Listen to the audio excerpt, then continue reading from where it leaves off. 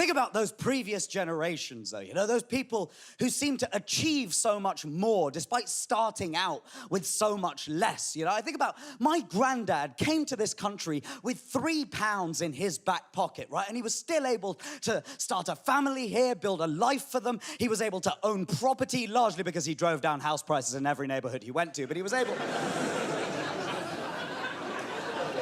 to own property, you know? Not possible anymore. I think because of the intergenerational divide in this country at the moment, you know, a lot of it is down to the fact that social, political, economic power still largely bound up with the older generation, right? Baby boomers, a generation at the top who are using their lofty position in order to sort of like pull the ladder up from beneath them and then sort of like set fire to the ladder, right? Destroy all ladder manuals, right?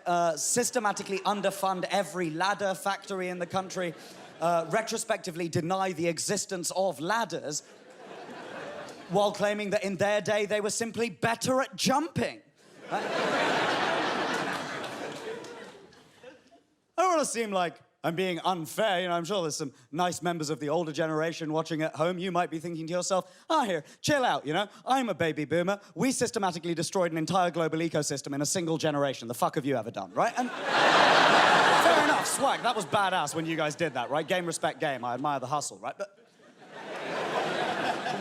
the point is, with intergenerational inequality, it's like any kind of inequality, right? The deck is stacked, and we have chosen to pretend it's a question of priorities that have prevented outcomes from being identical, right? The number of times I've heard, oh, you're worried you're never gonna get on the housing ladder, but you're happy to spend £3 on one of your fancy coffees, yeah? Oh, yeah, worried you'll never even get a little flat, but you're happy to spend £3 on one of your fancy coffees. Bruv, that's because you bought all the £3 houses!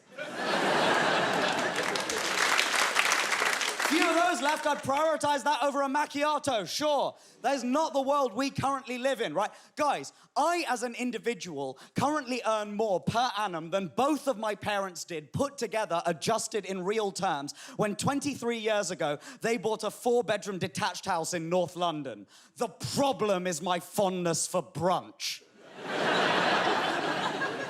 So now, it just feels as though we're being forced to live through some gross fetishized approximation of someone else's good old days, right? And that's standing in the way of creating good new days that might turn into your good old days one day, you know? And good for who, anyway? Well, oh, do you remember the good old days, mate? Oh, I miss the good old... Do you remember the good old days? Oh, I miss the good... Oh, that's what I miss. I miss the good... Do you remember the good old days? Oh, I miss the good old days when you could leave your front door unlocked and everyone had polio.